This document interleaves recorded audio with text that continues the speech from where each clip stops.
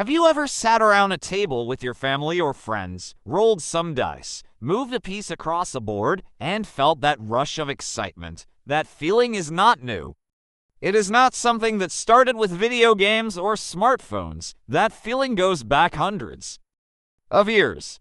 Board games have been a part of human life for thousands of years across the world, but in America, they have their own unique and fascinating story, a story filled with creativity, culture, business, wars, social change, and pure fun. Today, we are going to walk through that entire journey together. From the very beginning to the games sitting on your shelf right now. Let us start at the very beginning. When European settlers first came to America, they did not bring a lot of luxuries with them. Life was hard, survival was the priority, and entertainment was simple, but games were always there. Early colonists played simple dice games and card games that they brought over from Europe. These were not fancy. They were just ways to pass the time during long winters or after a hard day of work. Some religious communities actually frowned upon games, seeing them as a waste of time or even sinful. But people played anyway because that is just human nature. We love to play. As America grew and cities began to develop, the idea of leisure time became more accepted. By the early 1800s, the middle class was expanding, especially in the northeastern states. Families had a little more time to relax, and that created an opportunity for games. The first board game that was commercially produced and sold in the United States came out in 1843. It was called The Mansion of Happiness. It was actually based on a British game, but an American publisher named W&S Ives brought it to the American market. The game had a strong moral message. Players moved around a board based on virtues and vices. If you landed on a good virtue like honesty or temperance, you moved forward. If you landed on a vice, you went back. It was essentially a game designed to teach children how to be good people. This reflected the values of the time, when games were expected to have an educational or moral purpose. Pure entertainment for its own sake was still a little suspicious in the eyes of many Americans, but things were about to change. In 1860, a man named Milton Bradley changed American board game history forever. Bradley was a young entrepreneur who had just printed a large batch of portrait lithographs of Abraham Lincoln. But when Lincoln grew his famous beard, those portraits became worthless overnight. Bradley was looking for something new to print and sell, and he came up with a game. He called it the checkered game of life. This was a revolutionary concept. Unlike the Mansion of Happiness, Bradley's game introduced an element that we still see in games today. It mixed moral lessons with the idea of luck and chance, reflecting real life more honestly. You could work hard and still have bad luck. You could make good choices and still face setbacks. Sound familiar? That is life. The game sold incredibly well, over 40,000 copies in its first year, which was a huge number for that era. Milton Bradley went on to found the Milton Bradley Company, which became one of the most iconic names in American gaming history. Around the same time, another important name entered the scene. George Parker was just 16 years old when he created a card game called Banking in 1883. He sold 500 copies of it himself before approaching any publisher. When he finally got into the business properly, he teamed up with his brothers to form Parker Brothers in 1883. Parker Brothers would go on to publish some of the most beloved games in American history. These two companies, Milton Bradley and Parker Brothers, would dominate the American board game industry for most of the next century. Now here is something interesting about this period. The late 1800s in America was also the time of major social movements. Women's suffrage, labor rights, and social reform were all big topics, and surprisingly, games reflected these conversations. One of the most fascinating examples is a game called the Landlord's Game, invented by a woman named Elizabeth Magie in 1903. Magie was a political activist And she designed this game specifically to teach people about the unfair practices of landlords and the economic theory of Henry George, who believed that land should not be privately owned. Players would buy properties, charge rent, and watch how wealth concentrated in the hands of a few while others struggled. She actually received a patent for this game. Decades later, this game would be transformed into something you almost certainly know by a different name. We will get to that in just a moment. The early 1900s also brought new challenges.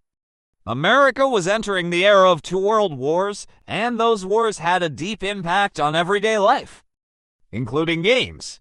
During World War I and World War II, materials like metal, rubber, and certain types of cardboard were rationed for the war effort. Game manufacturers had to get creative. Some games were simplified, made with cheaper materials, or temporarily stopped being produced, but games also became a form of comfort during those dark times. Soldiers played cards and simple board games to pass the time and stay sane. Back home, families gathered around games as a way to bond during uncertainty. Games were not just entertainment. They were a psychological lifeline. Now let us talk about that game we mentioned earlier, the one that came from Elizabeth Meigie's idea. By the 1930s, the United States was in the grip of the Great Depression.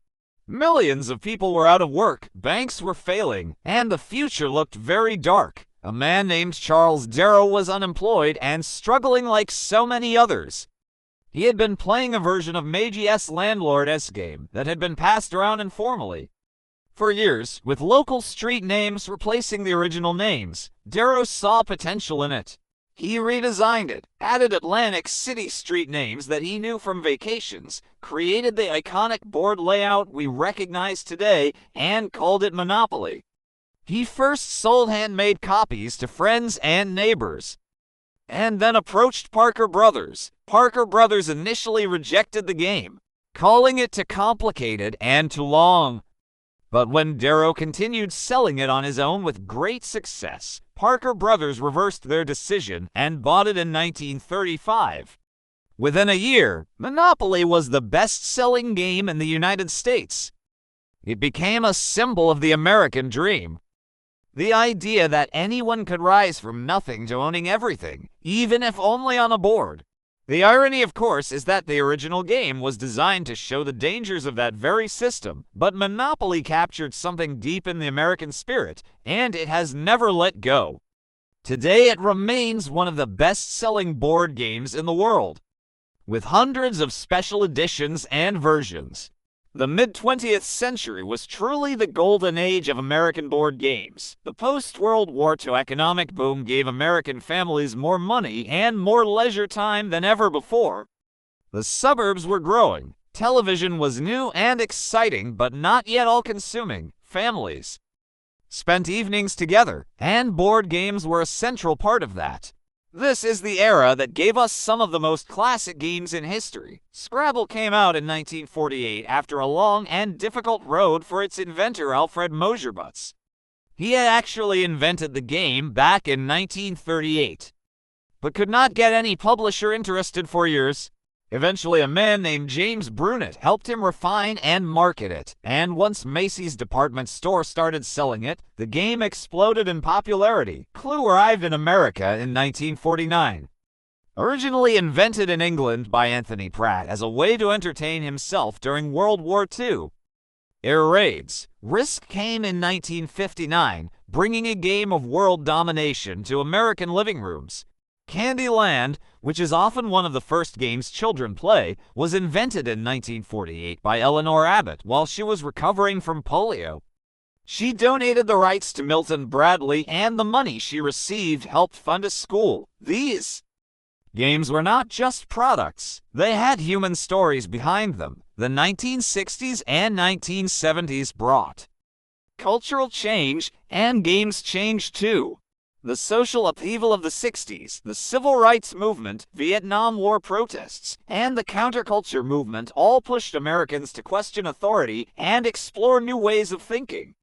Games became more experimental and creative.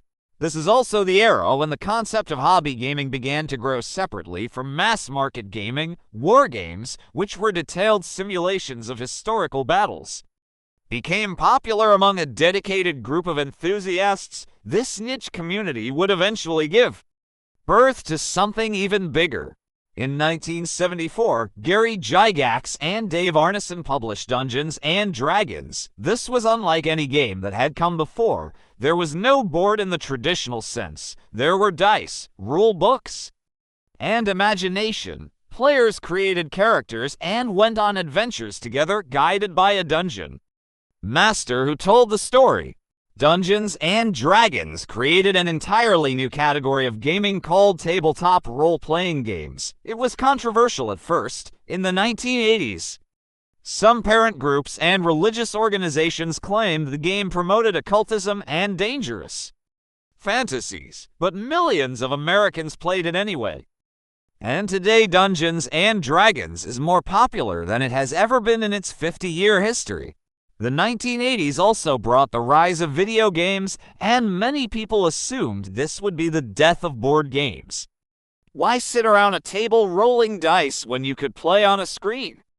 But something interesting happened. Board games did not die. They evolved.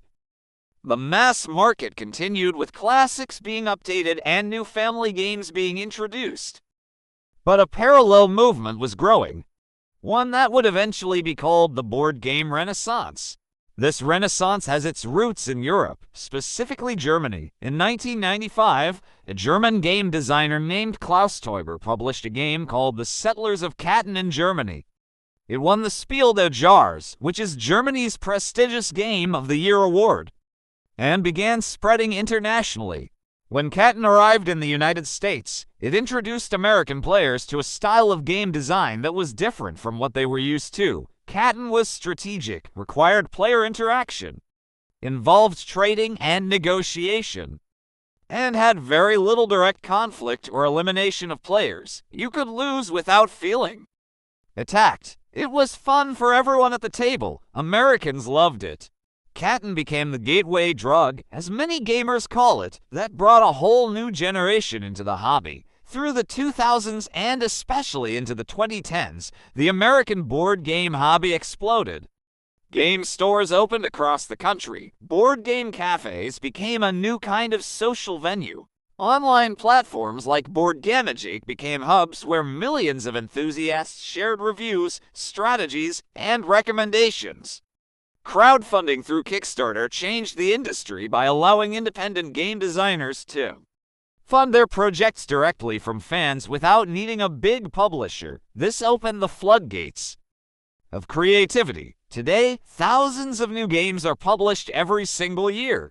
At this point, if you are enjoying what you are learning today and you want more content like this about the inventions and innovations that shaped America and the world, this is the perfect moment to show some love. Hit that like button right now. It genuinely helps more people find this channel, and if you have not subscribed yet, please subscribe to the Inventor realm so you never miss another story like this one. And if you know someone who loves board games or history, share this with them. It costs you nothing but means everything to us. We are building a community of curious minds, and we want you to be part of it. Now back to our story. The modern American board game landscape is incredibly rich and diverse. There are games for every interest, every age group, and every occasion. Games like Ticket to Ride have made complex strategy accessible to casual players. Pandemic, which was published in 2008, introduced the concept of cooperative gaming to millions of Americans, where all players work together against the game itself instead of competing against each other. The timing of Pandemic's popularity surging during the real-world pandemic of 2020 was something no one could have predicted. But it struck a deep chord with people who were experiencing isolation and longing for connection. Speaking of 2020, the pandemic year was actually a massive boom time for board games in America, with families stuck at home. Game sales skyrocketed. People rediscovered the joy of sitting around a table together. Classic games like Scrabble, Trivial Pursuit, and Pictionary saw their sales jump. New games flew off the shelves. It was as if America remembered something it had almost forgotten. That there is no screen, no algorithm, and no app that can replicate the feeling of playing a game with the people you love in the same room. Today, the American board game industry is worth billions of dollars. It is a community that spans from children playing Candy Land for the first time to serious hobbyists who own hundreds of games and play competitively. It includes game designers who are pushing the boundaries of what a game can be, publishers large and small bringing those visions to life, and players of every background finding connection and joy at the table. What is truly remarkable about this history is what it reveals about America itself. Every era of board game history mirrors what was happening in American society. The moral games of the 1800s reflected a culture trying to define its values. The economic games of the Great Depression reflected anxiety and aspiration. The strategic war games of the mid-century reflected a nation that had fought and won global conflicts. The cooperative games of recent decades reflect a growing understanding that winning does not always have to mean someone else loses. Games have always been more than games. They are mirrors.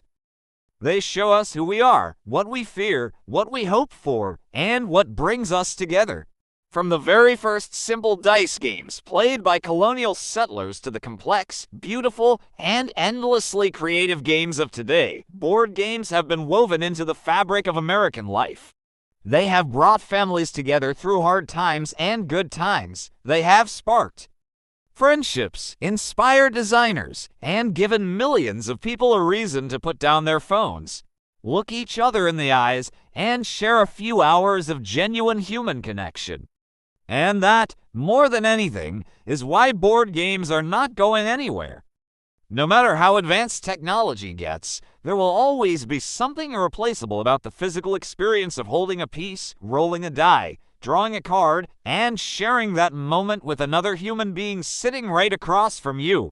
The next time you pull a game off the shelf, remember that you are part of a long and beautiful tradition that stretches back through centuries of American history. You are not just playing a game. You are connecting with something much bigger than yourself. Thank you so much for spending this time with the Inventor realm today. If you made it all the way to the end of this video, you are exactly the kind of curious, passionate person this channel is made for. Do not forget to like this video, share it with a friend who loves history or games, and subscribe to the Inventor realm if you have not already. We have so many more incredible stories to tell, and we cannot wait to share them with you.